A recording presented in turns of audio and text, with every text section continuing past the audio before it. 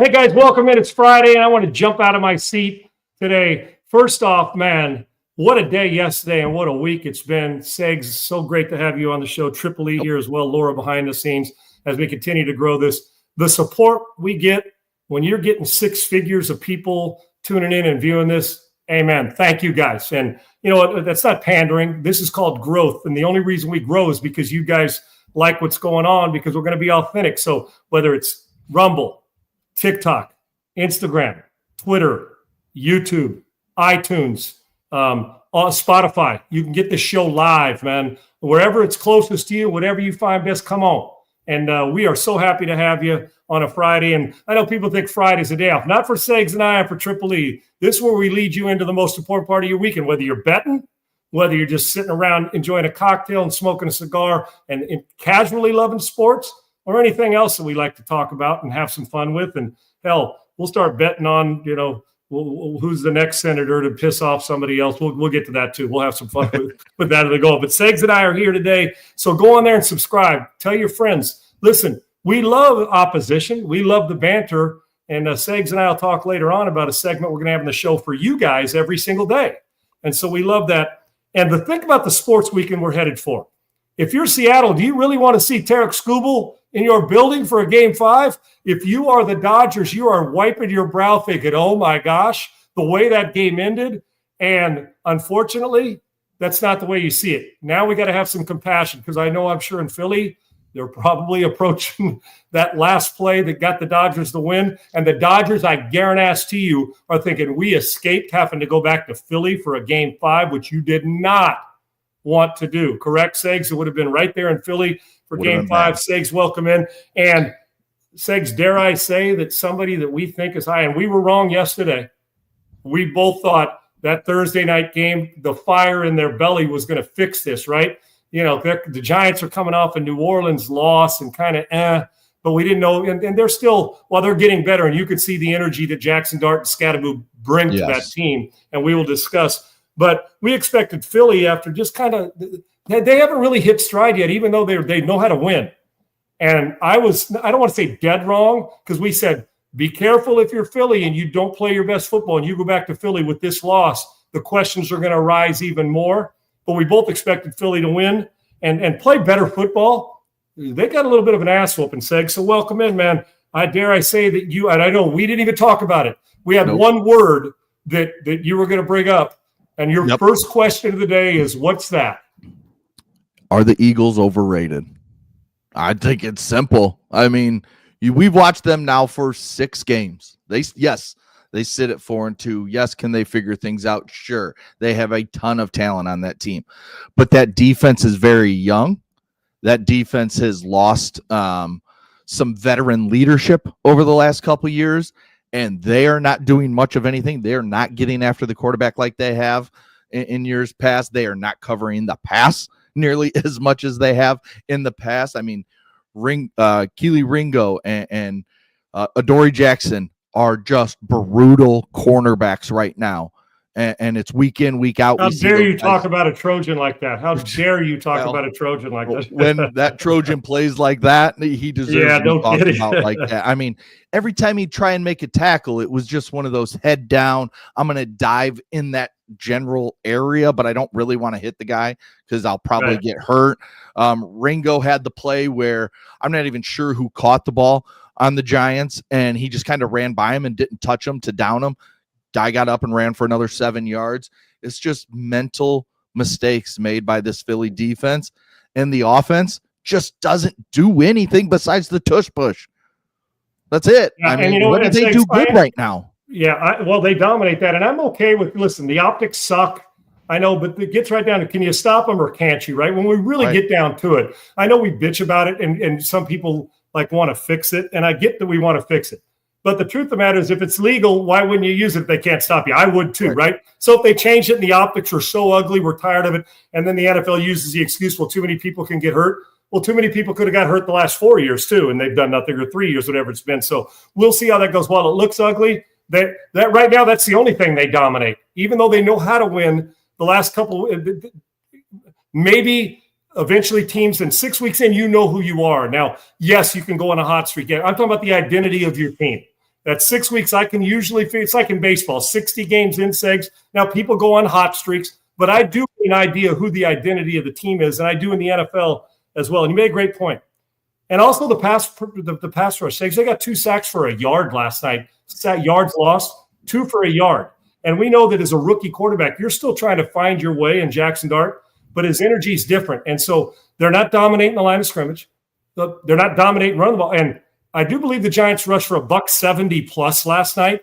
And that's the biggest stat there is. Rush for $170 plus, and your quarterback protects the football, Segs.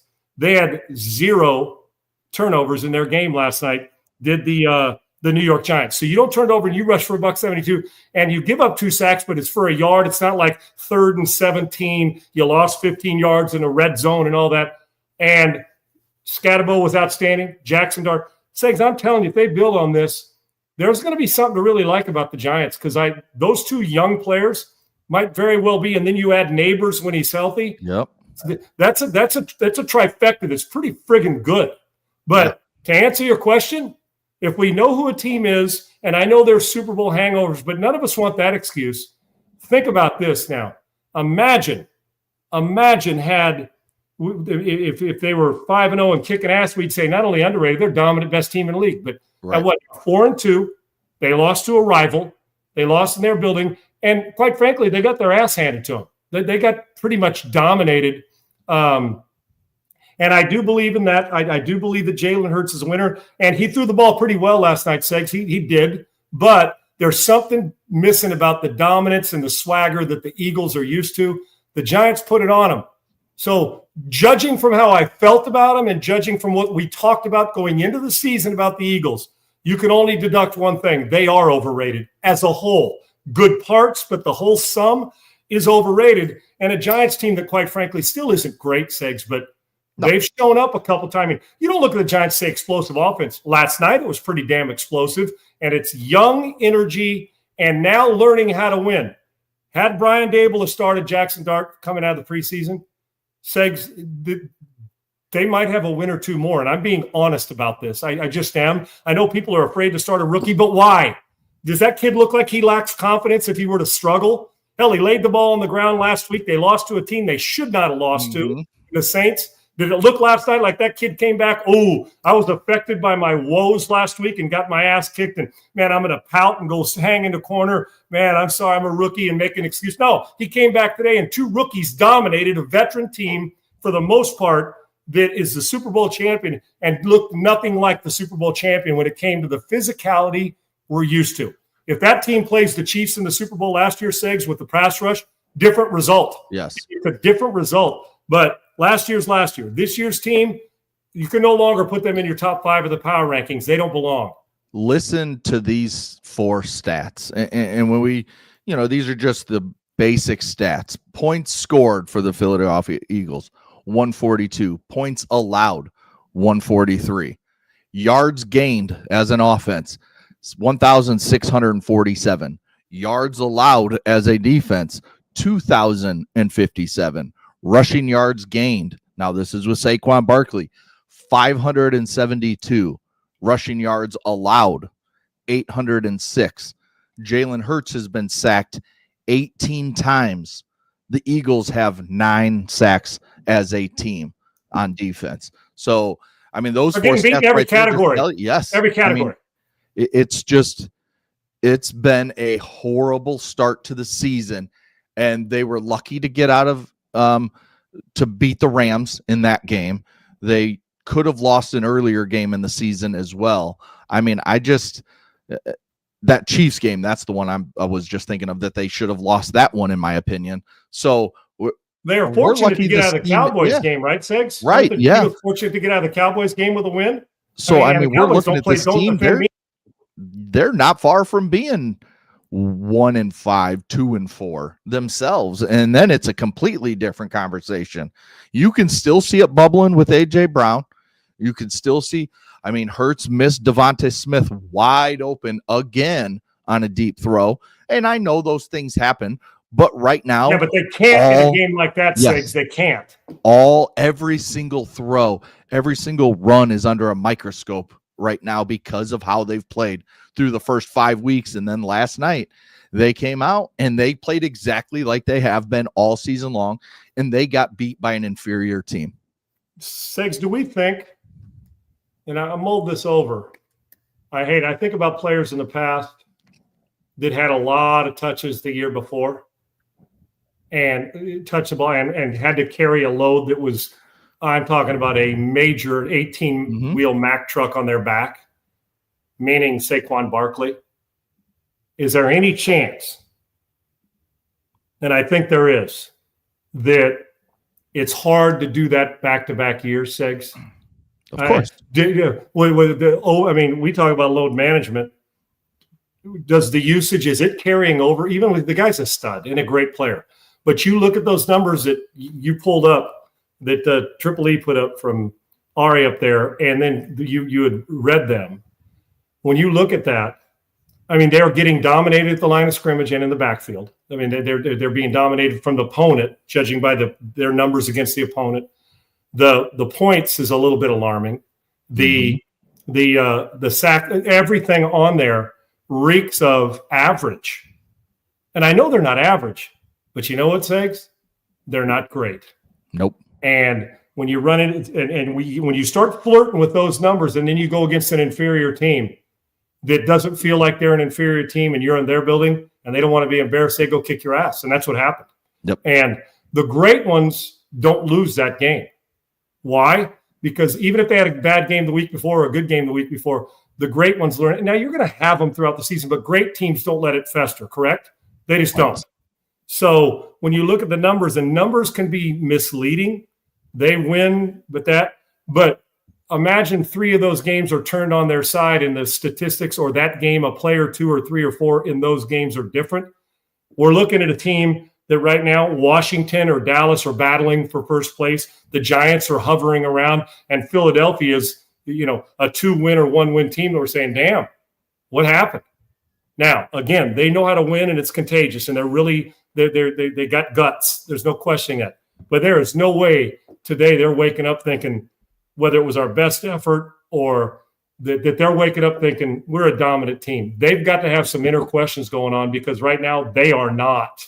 And the numbers are alarming on the physical stuff. I'm not just talking about the finesse stuff. Finesse stuff's fine. I see that all the time. I'm talking about on the meat and potatoes of what makes a team good. Defensive line of scrimmage, they don't pressure the quarterback near the same. They're getting more sacks given up where they're supposed to be as dominant an offensive line as there is in a game. And the rushing yards downhill, the opponent, it kicked their ass last night, and they're not kicking the other team's ass on the push in the run game. If you want to know anything, if you want to dive deep into somebody, I know quarterback stats and touchdown pass, all those things matter. But if you want to know what the meat and potatoes of a football team and where stats really hit, look at who's taking body blows and who's delivering them. That will tell you how good the team is in truth. The soul of the team, not the cosmetic part. Right now, the soul of the Philadelphia Eagles doesn't want to take any body blows, because when they're dealt them, they're not giving them back this year, which is a bit shocking to me. Yeah, you brought up Saquon Barkley. Last year, 345 rushing attempts, led the league. He had 33 catches, so 378 touches he had last season. That's a ton. He had 2,283 yards, total yards. That's 6 yards per touch. Great season, one of the best seasons we've ever seen. Phenomenal for a great player and a great guy, too. Phenomenal. This season so far through 6 games, he's at 114 touches. He's got 462 total yards, 4.1 yards per touch. So he's almost down 2 yards from last season. So, yes, to your question, yes, it's hard to come back. I mean, look at Derrick Henry. He's having problems fumbling the ball. He had a monster week 1. Since then, has not done much of anything, and now it's even harder with Lamar Jackson out. He also had, 1,990 yards last year rushing. So, I mean, yes, when you have to do that and carry the load so much, it is hard to come back that next year. Jamal, when he was in Atlanta, Anderson, their Super Bowl year, Jamal Anderson had, I think, 405 touches that year. Yeah. And then Jamal Lewis in Baltimore, didn't he rush for 2,000 yards and have close to 400 touches that year, high 350s, 375 when he was in Baltimore. when they were at their best, was that around 2000, somewhere in that range, Sigs? That team, right? Yeah. Am I right about the Ravens? Didn't he have over 350 touches that year? And then I say, look at the year after. I hate to say this about my guy Jamal Anderson, who I love, and he was a monster. It was 410 for Jamal Anderson, right? Yep, for 1,846 yards. Now didn't do the year after. How was that? He only played in 2 games because he got hurt. Oh, say it again. Yep, okay, then Jamal Lewis in Baltimore. I don't know what it is. I'm just going by optics. I didn't even look at the numbers the year after, but I know. And we Derrick Henry. Derrick Henry's been carrying the ball like this forever. Yeah. Now you got to have a lot of offensive line, but did Philadelphia's offensive line all of a sudden wake up and not be any good? Did Atlanta's wake up the next year and not be any good? They've been good for a while. Jonathan Ogden was on those teams, was he not? Yep. So they had some dominant teams. Jamal Lewis, 387 rushing attempts for 2,066 yards. The following year, he only played in 12 games, had 235 rushes for just over 1,000 yards. So, in his which was a decent year, but not still missed 4 games.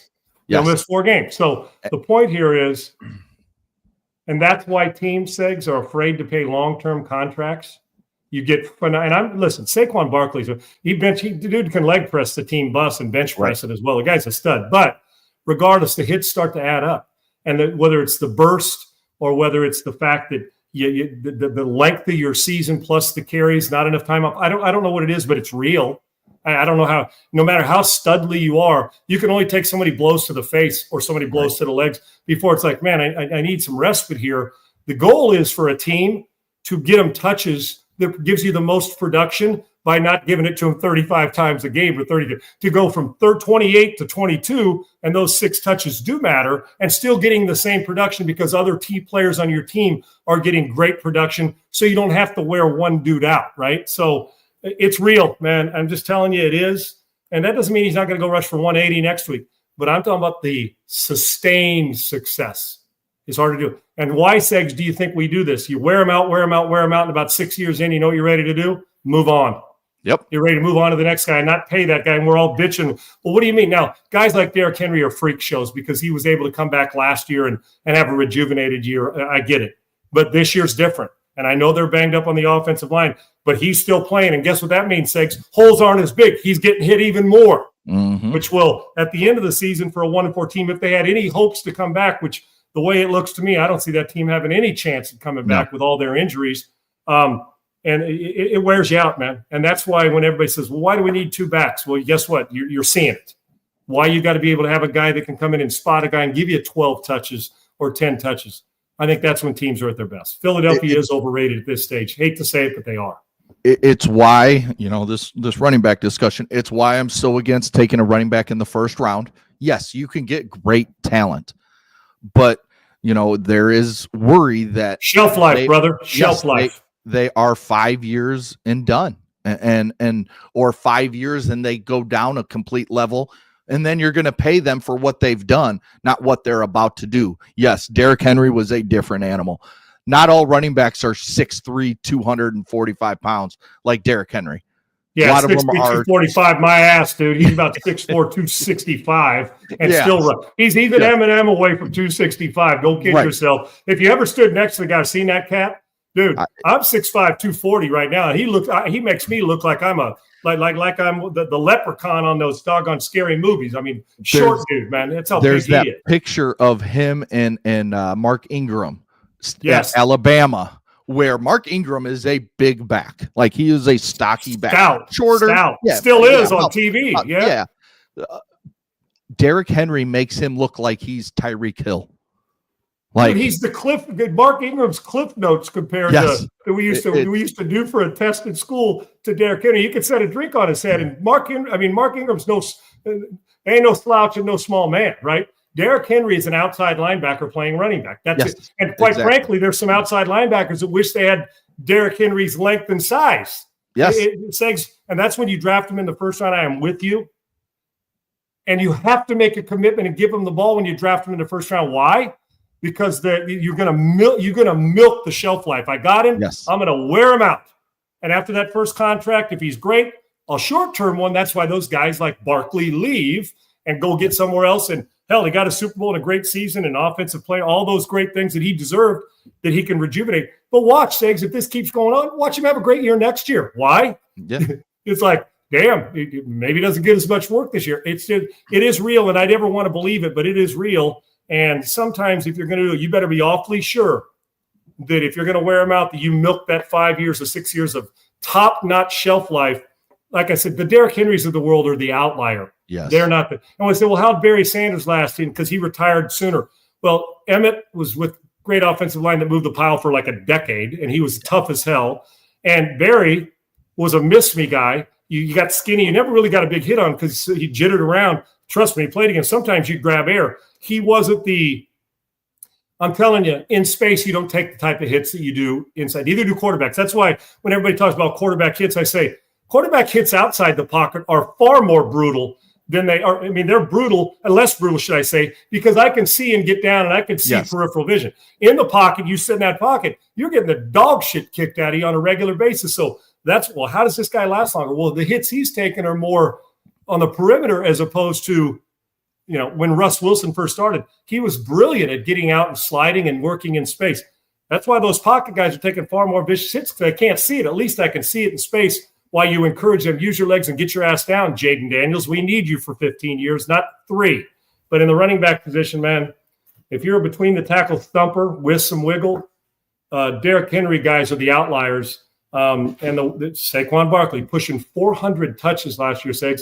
It's just not human when they're beating on you like that. It's hard to overcome. And then you know, we're talking about this, and then you look at a guy like Cam Scatterbo who goes out there and he has that crazy gene that he don't care what. He's a nut job in a good way. The guy's a nut job. I mean, I watched the video this morning of him while he was at Arizona State. Like they're walking to the tunnel in the game, and someone's filming like on a phone, and they're walking past Cam Scatterbo, and he's leaned over at like a 90-degree angle with his head against a brick wall in his helmet. He's got his helmet on, and he's just hitting the brick wall over and he says, "I'm just getting my neck ready for the game." So he's literally hitting a brick wall with his head, with his helmet, to get himself ready to go out there and run through people, basically. Energy with his guy. head. And that's how he runs. But would you give that guy a second contract? Hell no, or I wouldn't. Segs, listen, he's going to be a blast to watch for the next 4 years, 5 years. And I friggin' loved him at Arizona State. The dude, kind of like Dart, there's just a different energy about them. And he ain't running around you. Now, if he's in open space, but his ego, and it's a good thing, but his toughness is like, no, I wasn't raised, man. I'm a truck. I'm not a trailer. You ain't pulling me along. Yes. I'm the one pulling people along. And if you're going to come up and thump me, I'm going to make you pay for it. Now, that's awesome. But year 6, it's going to look different. I'm just telling you, it is. Yes. It just is, unless you limit it and do it. But I ain't telling that cat in year 1, hey, don't take everybody up. That's who he is and what he's. Yes. It's like telling a great special teamer like Steve Tasker when he was running, hey, man, whatever you do when you're running down there, or Matthew Slater, run around people. They're like, screw you. I'm running right through them. Exactly. The guy's out of his mind, and I mean it in a good way. I want him on my team. You know who he is? I think about guys like Jackson Hart. I feel like that Cam Scatterbo and Baker Mayfield are the same cat. They just play different positions. The energy, they'll take you on. Even when the coach says don't do it, they'll get up and stand at you, and then they'll throw a touchdown pass. Or he'll run through you, get knocked down, fumble like he did last week, laid it on the ground just like Dart did. What's he do? Comes right back, going to challenge again. I love those guys. Now, the shelf life isn't going to be what a guy that's a third down back, Kevin Falk, catching it out of the backfield for 12 or 13 years. It just isn't. But I'm going to have a joy watching that cat for the next 5 years, and those two together and getting Neighbors back. Neighbors is probably over there with his knee thinking, damn, I missed out on this. I got to get my ass back on the field because this is why I got drafted and this is what I'm here for. And so Brian Dable's probably smirking, and he and Kafka are like, dude, maybe if we can milk this a little longer, I might get a renewal of my contract, and then we could get another draft, and we got a great – dude, they're down 4, Segs. They're pretty good now. Yes. That pass rush is going to get better. So you're starting to think, well, the foundation of we build the offensive line. We got a good dynamic quarterback and an energetic one. We got a running back who's tough as hell. We got a wide receiver who's a game breaker. Ooh, we're good in the front 7. We've got the foundation. Now let me get a few periphery players, whether it's in the secondary, and now guess what? Now when we come into a season, you're no longer talking about, well, the Giants, here we go again. You're talking about, how are teams going to deal with the Giants? They are building something, and those young players' energy is making a difference. And you know me, Sig, since you've been on, I've been begging for that energy with Dart and the rest of them, and now here we go. And it showed last night. The Giants put an ass whooping on Philadelphia. It's funny because you watch Scadaboo and who he reminds me of, how he runs the ball, but not nearly the same size as like a Mike Allstott.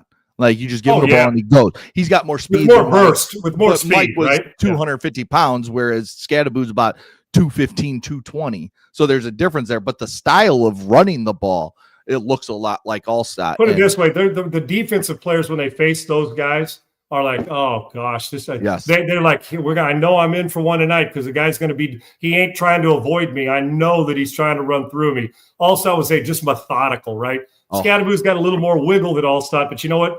At the point of contact, both of them had one goal in mind: to knock the piss out of you. And they both did it pretty well. Mike Scadaboo's already started. Mike Allstott went to Joliet Catholic, which is about 20 minutes from where I live. I remember watching him when he was in high school there, and they just ran that wing T formation, all those little just big pile runs, and he would just hit the pile. The pile would fall over, and then he'd just run through it and go for a touchdown. Like it was a man playing against boys, right? At the time, that's what it was. It was incredible. Like, I mean, the stories you'd hear about him and pulling semi trucks like down the street next to the school just as his workout. Like, speaking of a truck, not a trailer, Segs, that was Mike Allstott, no doubt. Dude was a freak show. So Segs, before we go on, let me hit this perplexity because I've been more excited about this than I have. Listen, as my tech skills are getting better, but even if they're not, all I got to do is say, could you do this, and this when it comes to Perplexity and Comet? And they're doing it for me. Man, the simplification to toggle and get things done with a web browser off the chart. Comet, COMET, is a new AI-powered web browser from Perplexity. I want you to check it out. You go to perplexity.ai/Comet. It can navigate Comet around the web like a human would. Now think about that. Now you're saying, well, Sean, don't we have that? You tell it and it brings it up for you. No. How about do it for you? Clicking, typing, searching, and scrolling just like you would, getting what you need done so you can do more. Aren't we all trying to get maximize our days with time? And it's kind of like you're a DIYer, right? You want to get other things done. This will go free you up to get other things done so you're not sitting in front of your phone. We all do it, man, all day long. Me, I'm a golf apparel fanatic. Not only studying it so I can build my own golf apparel and leisure business, but everybody else, what's this shirt? Well, this company's got this. Oh, I want to see this manufacturer. I do it. And whether it's movie tickets, whether it's Amazon, Ralph Lauren, book a flight or a hotel, discounts and promo codes, book a service like a repairman. So let's say you want to go get some Mexican food in Austin and you're going to drive there and I'm in Houston and you're going to want an appointment next week. So you call up, hey, here's what I want. Here's the time. Could you make sure on a calendar you send it to the other couple that's joining us and bam, let them know. Comet, Perplexity. Now think about this for a second. Think about, let me ask you this. How much time do you spend every day, every single day on a web browser? How much time do you spend clicking around online, searching, scrolling, typing endless tabs? Probably a lot. That's me. I just looked at my tabs, 140 tabs, and 130 of them are golf apparel, manufactured golf club companies, golf ball companies. 130 of them. So we spend a lot of time doing that. Well, there's a new AI web browser from Perplexity called Comet. It's completely changing the way you're able to interact with your browser. Using Comet feels like a personal assistant that we probably all need, and most of us because, well, we need organization. Living right as a live human in your web browser that can actually do things for you across the internet. Yes, do. I didn't say help. I said do things. D-O things. They can do things, not just give you answers. You're looking for answers? Fine, find it somewhere else. You're looking for expertise and do it for you to free you up to do other things? It's Comet, okay? Get on about your day. Listen, when they can literally do things, your searches and scrolls, just like you would, get things done for you in the background while you're doing it right there. They're getting them in the background while you're doing the other things that I talked about. Comet can shop for you. It can make reservations for you. It can book travel for you, summarize articles or videos for you, send emails, schedule meetings, schedule dinner appointments, schedule movies, and do a lot more to make your life easier. Isn't that we all want peace of mind to get a freer and easier life? Well, let me show you how it works. Triple E, pull this up, man. The last couple of days I've done, the best golf resorts in the country. So let's do this. Triple E, Segs is a part of it too. He loves this too. I know he's using Perplexity as well in Comet. Triple E, do this. Pull up best steakhouses in the country, in the U.S. Best steakhouses in the U.S. Now, let's say you pull it up and you get that steakhouse, right? And then you say, okay, now I want to make reservations. We're flying to Miami or Los Angeles or Texas. And here's the date we're going to be in. Here's the 4 couples that are going. I want this, this, this, and this. Could you send them their calendar and remind them, make reservations and let us know? Instead of just bringing them up, now you got to go do it. Feels like your living personal assistant is right there. Listen, Comet doesn't just give answers. It actually gets things done for you. Because it is a web browser, Comet can use all accounts you're already logged into and take action across the web. Comet takes actions like a human online. It click, type, scroll, and fill out forms just like you would. Saves you time and mental energy. Listen, this is what success looks like, and Comet is and what makes it different. This, to me, is the greatest web browser on the planet because it's a living personal assistant. At least that's what it feels like. And they'll do stuff for you so you can get other stuff done. Here's what I want you to do. It's pretty cool, isn't it? It is, and it's changing the game. It's already changed my game, and I know Segs had mentioned it's changed his as well. And Triple E's already bought it, and I can't even get him off the damn thing once we're on the show because he wants to be all over it. So download Perplexity's new AI web browser. Download it. Go get it. And it's Comet by heading to pplx.ai/Sean, SEAN, and let your browser work for you. Plus, right now, when you download Comet, you get a month of Rumble Premium for free. That's a big get. Plus, you got an assistant taking care of you and freeing up your time so you can do more. Again, that's pplx.ai/Sean.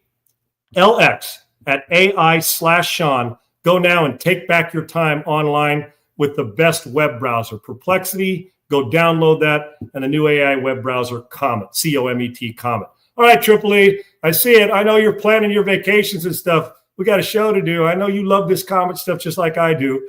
We're back. Triple E's the best, man. I feel you, dog. I feel you. Now they're going to say, Sean, when are we flying in to get that steakhouse in Chicago so we can go visit Segs, who's back at it with us? So, Segs, welcome back in, man. I know you make those reservations. Just make sure you pay instead of me. Fair enough? When I come to see you, is that all? Your treat. There you go. Sounds good. So, sounds good. Back to this football stuff, my man. We move on, but an impressive win for the Giants to close this one out. Big win. Yeah, so a tough night for Philadelphia Eagles fans, who most Philadelphia Eagles fans are also Philadelphia Phillies fans, who also had to watch their team lose in extra innings when Orion Kirkering had a ground ball hit back to him in the bottom of the 11th, bases loaded, 2 outs. He knocked the ball down like you're taught. All he had to do was pick it up and throw to first base. Instead, he tried to fire home for some reason on a ball he couldn't really get a grasp of, and I think that's why he panicked a little bit and tried to throw home. But he had so much more time at first base. He throws it away. The Dodger runner didn't even step on home plate at first. He had to go back and touch. So it was chaos at the end of that game. But man, you got to feel bad for this Kirkering kid. But you know what? You know who I don't feel bad for is Philly fans, because they're the ones out here who are talking all the shit all the time. Damn, you're going all in on Philly fans, their teams, and they don't ever shut up. So you're taking this as like last night. This is a badge of honor. You love this stuff. A night like last night puts these Philly fans in their place a little bit. Sit down. One of your teams is done for the season. One of your teams that just coming off a Super Bowl, yeah, you're high and mighty. Your team looks like shit, and you got to wear it. And you have a 76ers season that's getting ready to start, and I'm sure Joel Embiid's already taken days off. Oh, dude, load management kicks in. He's off for 40 games before it starts. Paul George is hurt. I mean, you know what? You got to wear this a little bit, Philly fans, because you run your mouth way too much. There's a few guarantees in sports.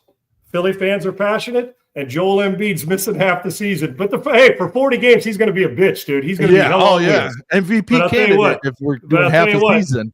Nothing. Hey, shaved wrong on, shaved wrong. Got a cut. See you in 6 weeks. Okay, that's the way it's going to go. That's the way. Well, hell, there's plenty of players like him in the NBA that, man, they're great when they play. It's the problem is they don't. But here, I'm going to defend Philly fans a little. I get it. And your Chicago fans are pretty damn passionate too, Segs. Yeah. Now, I grew up in San Diego, so sometimes like, fuck, we got our ass kicked. Let's go to the beach. So maybe a little less West Coast passion than East Coast stuff. If you have the beach, it's a lot easier to just get over it. Right. To say, I got my team's ass kicked. That's okay. I get to go surf, right? But in LA, it's like, the Dodger fans may roll in a little late. Laker fans, it's the middle of the second quarter. You don't have that. You guys are in your seats in Chicago like an hour before, same in Boston, same in Philly. Different passion. Doesn't mean they're better fans, but I get it. Defending, one thing I do know about Philly fans, they're going to be on their ass all off season. And you can't talk them out of confidence, Segs. They're just going to find a new way to be confident, even though two of their teams now are going through it. But they are the reigning Super Bowl champs. But, when you talk it, you got to be able to deal with it. But I do know Philly fans and a couple of my buddies that are diehard Philly fans, they're going to still fight back, Segs. They're going to come up with some reason. They already want the pitcher probably exiled out of Philadelphia and go somewhere else. Now, Segs, there was 2 mistakes in a game, one by the Dodgers and one by Philly, that could have cost the Dodgers and did for a second. And then the one by at the end. And if you saw Real Muto, he was pointing to first base. Yes. But you know what? We always talk about poise under pressure, Segs, and getting out in front of it and planning for those moments. The runner at first is out by 10 yards. But he did panic because his vision was at home plate. He could have wheeled and threw it underhand and probably got the runner at first. But that's what that pressure under duress does to you. When you look at it this way, remember early in the game, Dodgers, an easy 3-6-1 double play. Ground ball, bam. Pitcher drops it, goes into the dugout. I mean, it damn near hits his glove. He closed it too soon. Goes in, Kepler goes to second base. And what's up next? The guy who'd been struggling, Castellanos, yanks one down the line, scores, and they go up 1-0. Well, the Dodgers fight back because they got here's another mistake, a bases loaded walk, right? Segs to walk in their run. And now it's 1-1. And then here you are with this mistake. Can you imagine? And not only that, Segs, it's an eliminate. And think about the tale of two emotions. The Dodgers are going through, and I guarantee you, they are in that dugout and those fans thinking, we're about to head our ass back to Philadelphia for a Game 5. And that, I told you yesterday, if the Dodgers go back to Philly, they are not winning Game 5, in my opinion. I would have taken Phillies till the cows come home, hell or high water. And I guarantee they're thinking it. And then they get this unbelievable break. Now they get the bases loaded, so they had to earn it. Get a couple hits and then a walk and load them up. But I'll be damned if that mistake. So the relief in their dugout, and if you're Philadelphia thinking, we are simply one play away from going back home and doing our thing and being right back where they think they belong, right? And so the tale of emotions for both fans, I'm sure if there are Phillies fans sitting at home are thinking, you got to be kidding me. And when they saw the Dodgers there thinking, we took advantage of, we're closing this thing out. And, obviously all hands were on deck because you saw Luzardo back in the game after starting a couple of days ago. So giving you 5-6 innings. So it was a weird night, but they are moving on. And now Seattle in the other one says, I don't know if that's where you're transferred to. They left the door open now. And now you got to face Skubal, right? Yep. The Cubs fight back and they even this series. And now you got to face Skubal. And I don't care if you're playing Skubal in the friggin' parking lot, Segs. If you're playing Skubal in the friggin' parking lot, the dude's ERA is below 2 in this. You see a strikeout to walk ratio. You're getting the most dominant daily left-hander in baseball. We're going to find out. And I don't really care where he pitches. I don't know what the splits are from home and away for him. I can't imagine there's much difference, Segs. I can't imagine for him. This is going to be one hell of a matchup. But right now, he's probably the last guy you want to have to face, right? No matter where you're playing. And that's with Seattle being 3-0 against Skubal this season. And I think that's exactly. They've actually got to him, but they didn't dominate him, but they still got him 3 times. Yes. So, I mean, who will you bet on, Segs? Oh, you got 10 grand. You got 10 grand. You got to pick the not with the run spread, not spread. You're just outright money lining it. Who are you picking? I'm taking Skubal all day long. Don't odds say you're not getting him a 4th time, Segs. At some point in time, don't you say, when hitters, like the 3rd time around in the 5th inning of a game, sometimes the hitters figure the pitcher out, right? Right. This is the opposite thing. The guy's got high baseball IQ. You think, okay, you got me the first 3 times. You're going to see a different Tarek Skubal in his mind of, not this time, son. You don't get me 4 times, right? I would think that's going on. Yet if you're Seattle, you're saying, well, we get them at home, so we like those averages. But I can tell you, just the rule or law of averages tell me you may get a gem from Scooble, and first 1 to 3 or 4 segs is winning this game, in my opinion.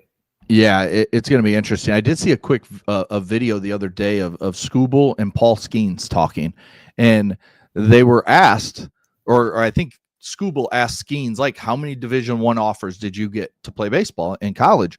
And Skeens was like, I got 2. I got Army and I got Navy. And Scooble said he got 1, and I'm not even sure where that was. But Jeez.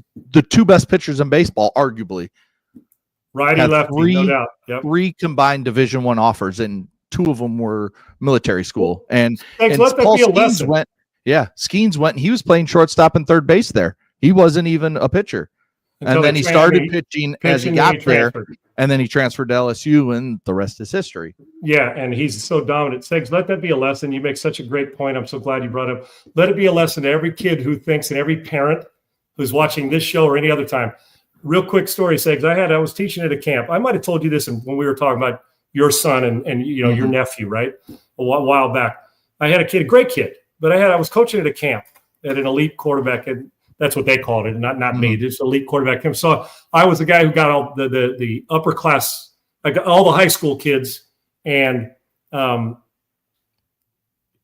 then we brought a kid up who's young but small, but a competitive kid. And I was sitting in a meeting room after our first day of practice, and he's probably 5'9", 175 pounds. Little guy, but competitive, good player. Yeah. And I remember his parents coming up to me after one practice, because we were in the meeting room.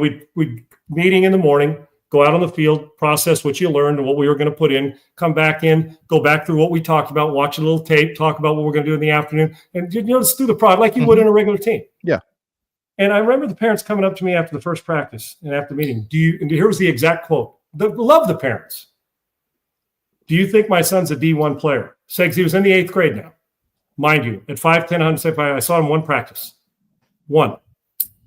And it hit me hard. First off, and I told him, I said, listen, your son's got to be really competitive to be a good player. He said, first off, let's not graduate him from high school yet. Let's slow down. I said, second off, if I were to sit here and tell you as an 8th grader that your son was a Division I player, then you should never hire me as your coach and never allow me to coach your kid again. Disservice, disrespectful, and quite frankly, misleading and wrong, right? And it also hit me, and I've seen it happen. And your talk about Scooble and Paul Skeens is this the perfect add-on to this. Parents, stop it. And kids, stop it. You see kids wearing D1 hats around. There's a lot of great sports being played that aren't in D1. And some of the best players you've ever seen didn't get recruited. It's not all about 5 stars. Matter of fact, the law of averages would say that just as many 3 stars, I would think, have succeeded in life or in sports as 5 stars have, because the expectations, you over-evaluated, whatever it is. But can we stop that it's D1 or bust? Now, I know the goals. You want to play at Alabama. Well, now with the transfer portal, hell, you can go to a JC or go play at a smaller school and go and get your dreams up. If you play well at the other place, take care of Fridays or Saturdays at a smaller school. And from Dylan, we see it all the time. Yep. But at that point in time, NIL and transfer portal weren't in. But it was like, listen, there's great football being played in a lot of places. So can we please stop this? And Seg's point about 3 schools recruited right now, and there is no argument that Tarek Scooble, left-hander, and Paul Skeens are the best. Now, there's some really good ones outside of those 2. But if we were starting franchises with a righty or lefty, those 2 are where you're starting your pitching franchise.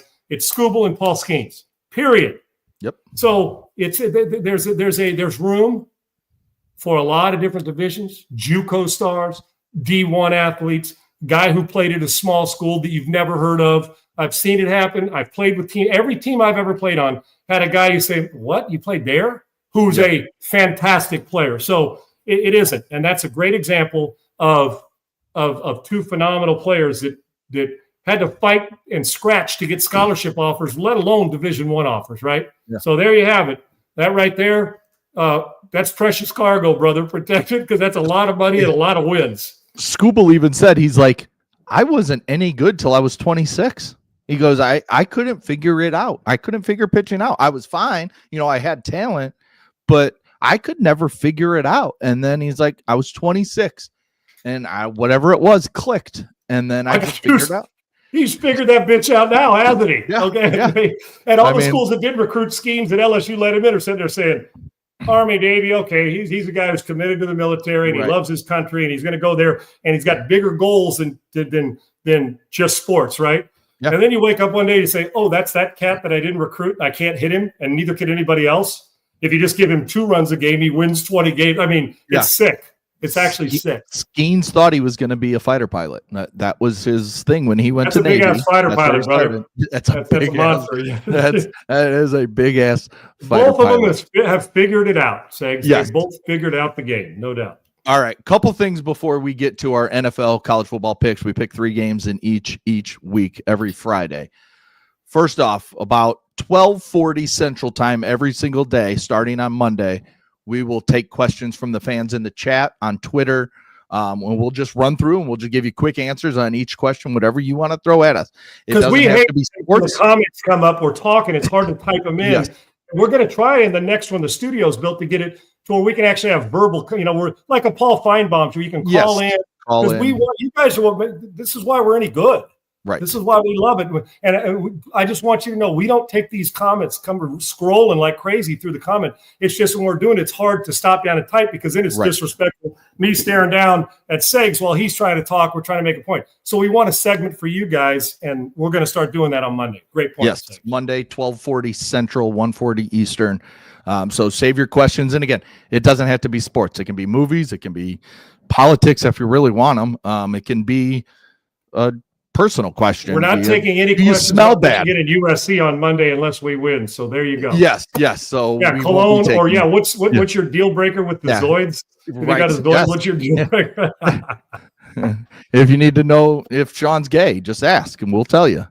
Well, I said no to be gay, but I'm okay with those who said yes. Okay. Sure. No, not to time in with the name of the broadcaster. No to be gay. Yeah. I just it was no to be gay. Although, if you decide that, that's okay. It's just probably not for me. It might be for Segs, but that's okay. But you know what? Much love for everybody, Segs. We're an all-embracing show. Of course, maybe not all embracing. But maybe not all embracing. See, Triple E chimed in because he might have said yes too. I don't know. Yeah. Hell. Or maybe he said no. I look watching. He's gonna, there you can see. He said no. And then real quick, Shedeur Sanders has been named quarterback too. So everybody can relax. Everybody can relax. Amazing grace. Now, Shedeur Sanders is quarterback. But you know what? But guess what? If he goes and completes the ball during 7-on-7 and we show it on Twitter, why isn't he starting this week? Dylan Gabriel missed that throw against Minnesota in London last week. He's a step closer, and usually at 2, a chance presents itself one way or the other. I'll guarantee if he wasn't preparing Segs, his ass is in his playbook now, isn't it? Yep. He's in that playbook now, getting ready for it. And if it turns out great, God bless him. But they've cleared the way for a bunch of – think about this, Segs. You're riding with rookie, and your third guy's who? Like you said, Bailey Zappi, a veteran, but a guy who's never been a full-time starter. So Cleveland's skewing on the way of we ain't got much offense. We got to find it. And we'll see the Dylan Gabriel stage of where he's at in game 2 this week. And Carson Beck was named our midseason or close to midseason Heisman Trophy winner on the poll from yesterday. Yes. Which I still would have taken Dante Moore. I think he's better. Right, I do too. Quick poll question today. Why does my computer keep doing this? If you could only watch is that the poll question? I don't know why the fuck your computer keeps doing things. It sucks. There you go. It keeps switching me over to a different browser, and it keeps taking the poll question away from me. Once again, perplexity common. Yes. Okay, you've learned a valuable lesson live on air today. Need to start using that. If you could watch only college football or the NFL for the rest of your life, which one would you choose? NFL currently leading at 54.6%. So it's close. It's close. And I have seen. Are you shocked? I'm a college football guy. I picked college football in the poll. I am a college football guy. I like that more than the NFL. But I watch both. A ton of both. Is it but if I had to choose, a lot of fans? Is it because maybe a lot of fans say that they don't have it. Like, you're a Michigan guy, I'm a Trojan, so you're affiliated. Now, some of them, their team, maybe they didn't go to college, they built a business somewhere else. Maybe they went to a school that we're not talking about every week, or maybe they just think with NIL and transfer portal, they're so over that part of it that they kind of lump them together, because it truly is an NFL minor leagues now. That's what you're getting, the way they're getting paid. I chose college and Segs. You know what won out for me? And I know that they do, like in great places, they have great tailgating in the NFL. I get it.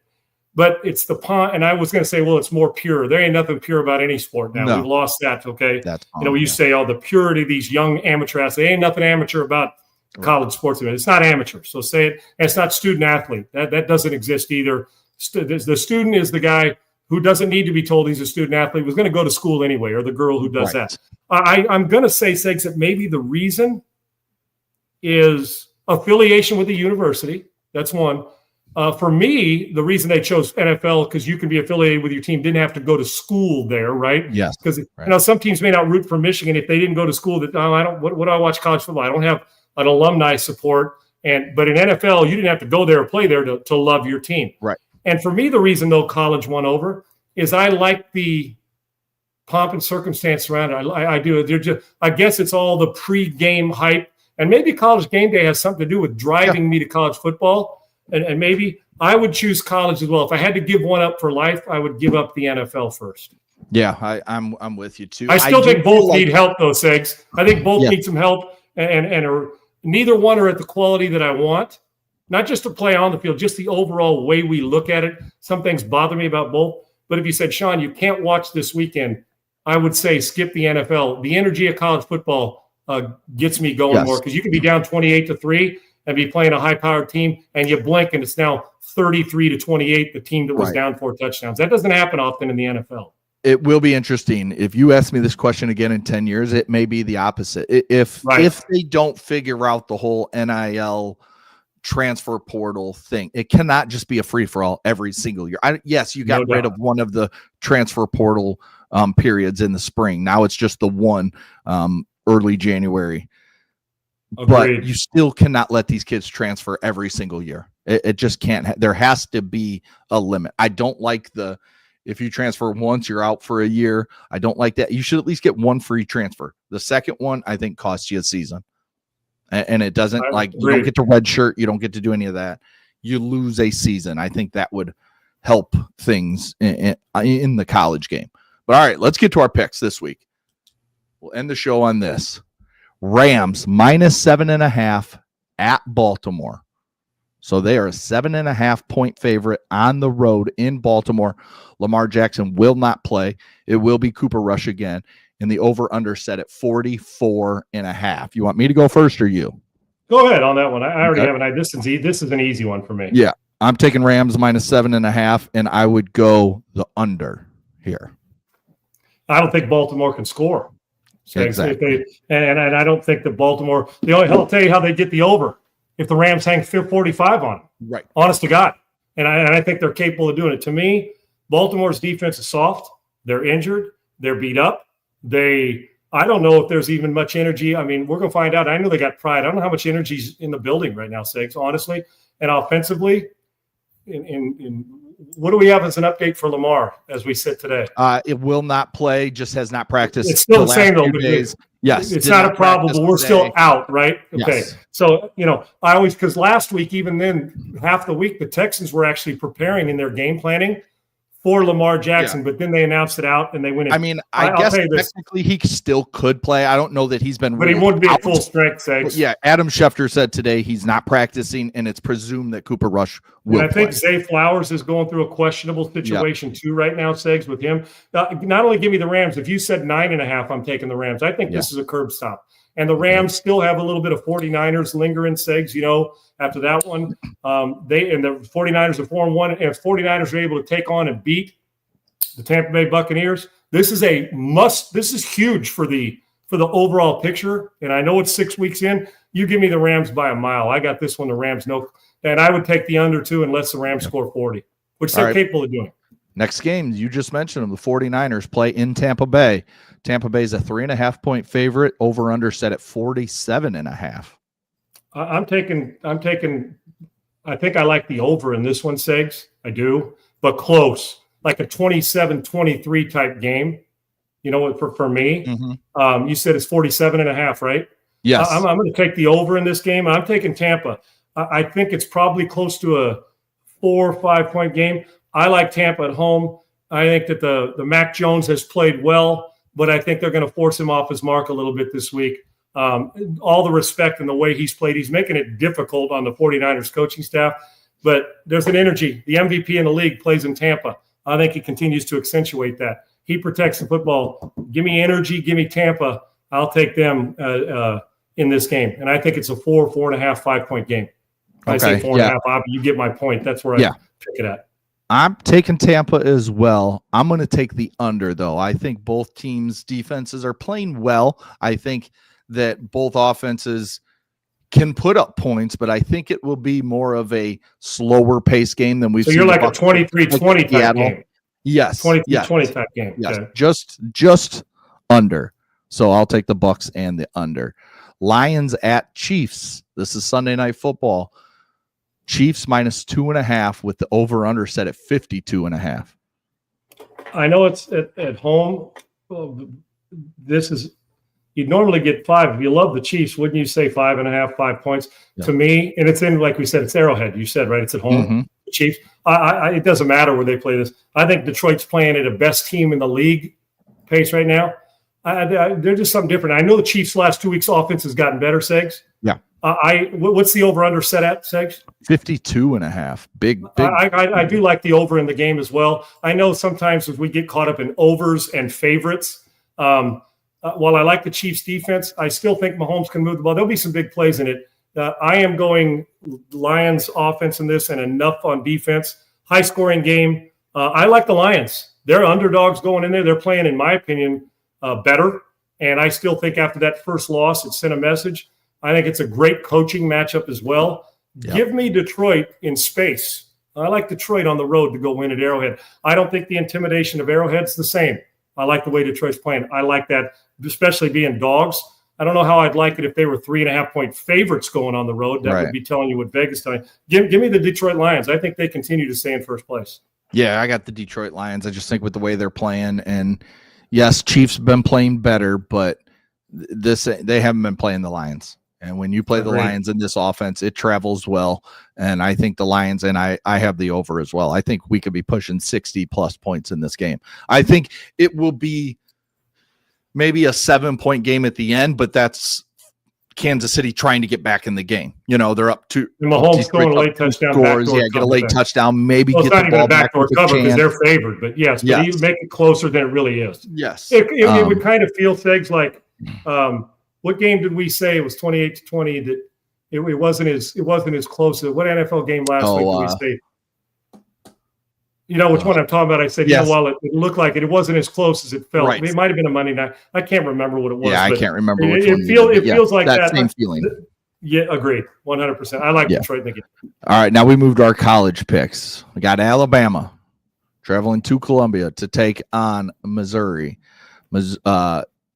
Bama is a 2.5 point road favorite in this game, and the over-under set at 51.5. Over. Okay. Bama's going to have to stop the run game in Missouri. They'll do something that makes some big play. Missouri will somehow. I think Kalen DeBoer is starting to win the team over, but I got to see it again on the road against an opponent. You know, they geared up for Georgia. They geared up at home to face Vanderbilt.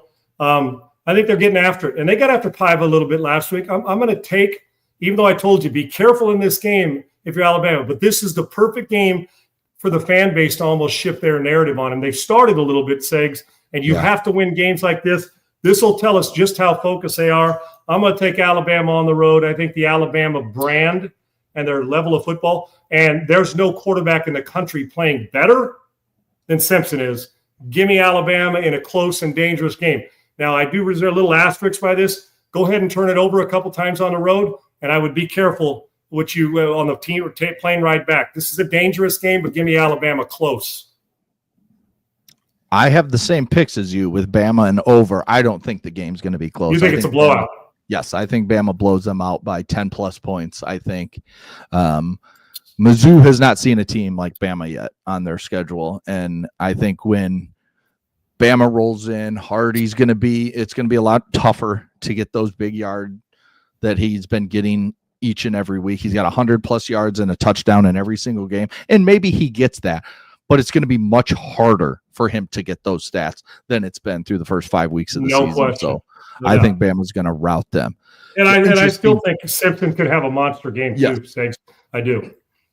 The most interesting game of the weekend for me, Indiana traveling to Autzen Stadium to take on Oregon. Oregon's a 7.5-point favorite at home, 53.5-point over under. I'll go first on this one. I have Oregon, and I have them big.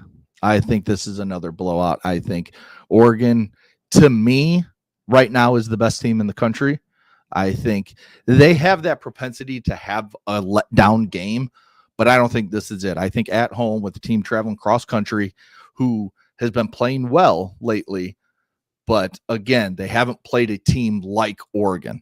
So I think this is where Oregon kind of shows itself again after beating Penn State a couple weeks back that they are arguably the best team. And yes, over, because Indiana will score on them. But I think this could be a 45-31 type game. I think the over big on this. I do. I love both coaches for similar reasons. They're going to, I'm telling you, the confidence they're going to let their team know that they have. You know what that's going to be, Segs. Signetti's going to say, we're going in there and kicking their ass. And Lanning's going to say, we'll be waiting on you. Tough place to play. Not only give me Oregon by double digits, give me Oregon by double digits and the over. I think it's going to be, if you like watching fun football, you're going to love this one. This is going to be a lot of big plays. I like Oregon. I, too, can make the argument that I know Miami is there, and I understand, Ohio State. I think Oregon's as good as anybody, and I think their quarterback's as good as anybody. I think this is Oregon by a double digits and the over. All right, so we're pretty much exactly the same except for the 49ers Bucks. You have the over, I have the under. Other than that, we've picked the same. Last game of the pick'em. Michigan at USC. USC a 2.5-point favorite. 55.5 for the over under. Let's see if we're the same here. Segs, I've told you this. We've talked about this. I love betting, and I'm a bettor. Yeah. And I've told you to leave the emotion out of it. Quit making me bet my team, because when I do, I always lose. So in my own private money, why do you think I put it on here? I've quit betting USC because, man, this is a blowout. They're 10-point favorites, and they win by 9. I mean, it never fails, dude. They get backdoor covered. Over the last 6 years, I've lost more money betting on my alma mater, even when they're good. They may win them, but it's never – they just don't cover for me when I've chosen to pick on them. So I said, no. And then it takes the emotion where I'm watching, I'm thinking, cover this. Now I just watch them win or lose. Yes. But then again, you have to do that. So I can't be a coward and not bet this, at least on the air. Yes. I'll be damned if I'm betting this thing in person, because I'm not risking my money. My initial thing is to say, pick Michigan, and hopefully I say Michigan. You know why? Well, they're more physical, and they're a better team overall because they play better defense, and can SC not play on roller skates, and all that stuff that I would think about. But I am going to homerize it and be with my alma mater and say, please, just on the air, I'm not letting anybody take my money in this game. I refuse to allow you to put me into this. Give me SC by a field goal late at home to prove that they'll get more stops than we expected. What's the over-under in the game? 55.5. Give me the under and SC by 3. All right. So I also have the under. I'm going the other side, obviously, Michigan. I think Michigan has enough defense to slow down that good USC offense. And I think that USC's defense will. What's the weakness of your team, Segs? Drives. What's the weakness of your team, would you say, if you had one? Not glaring, but if there was a weakness of your, what is it, right? Catching the football? Yeah. The passing game. I think it's still developing. It's very young. We got a freshman already starting. We got a new kid coming in at wide receiver. Bryce Underwood, obviously, is a true freshman, and they might be playing another true freshman. I'd say for us, that it's not just perceived, but over the last couple of years, and even this year, we saw Illinois do it, is the ability to stop a two-dimensional team that can run it and throw it. Even though you're having trouble catching it, the quarterback's still a dynamic skill set, right, in Michigan. and their big plays are ability with his legs and his arm. So I would say our weakness is, can we handle a downhill running game? Is that fair at the line of scrimmage? Yeah. Now that I go, okay, whose weakness is who's weakness is weaker?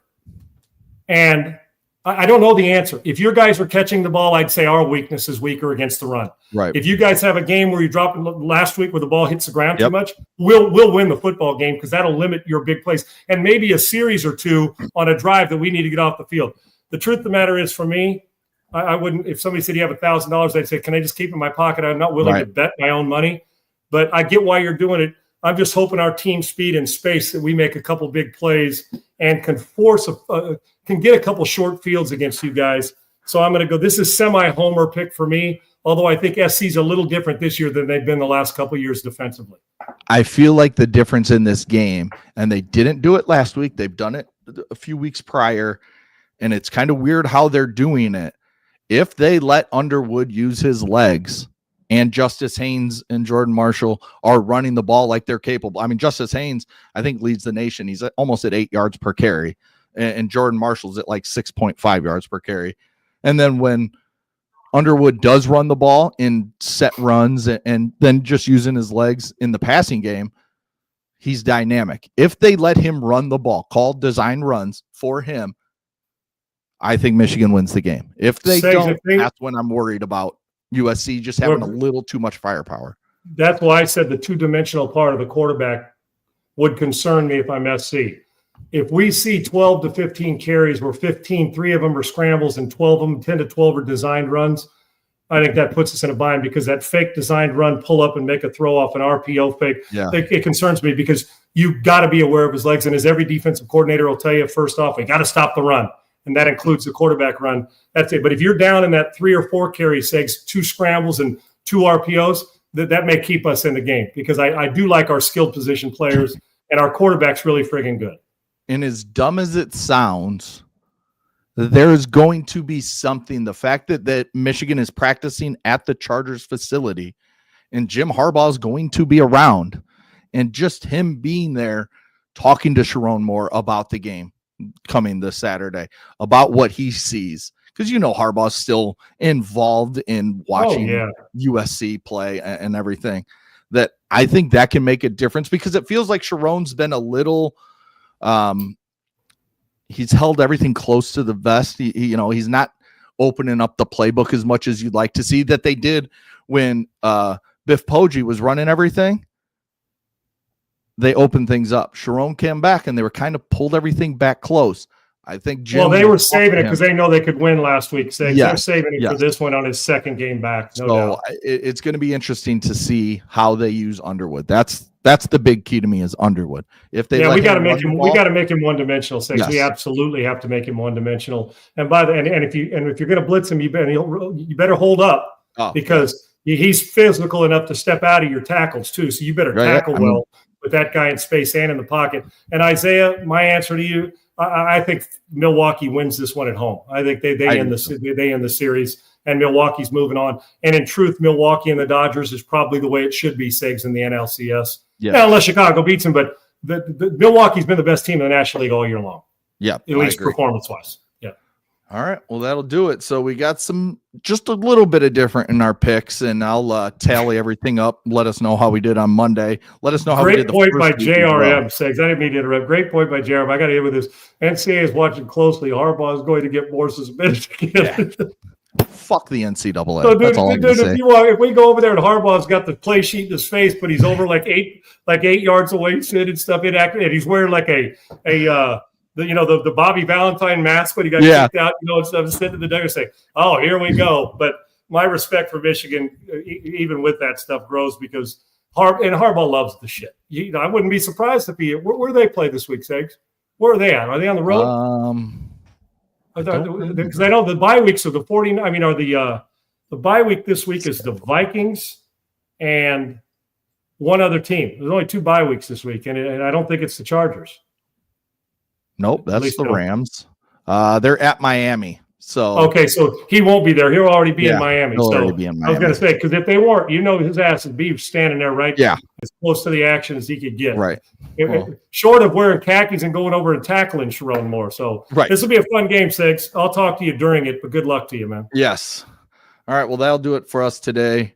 Reminder, go check out the poll question. Would you rather give up the NFL or college football for the rest of your life? Which one would you choose? I chose college football. Sean also chose college football. But the majority right now says they would keep the NFL. So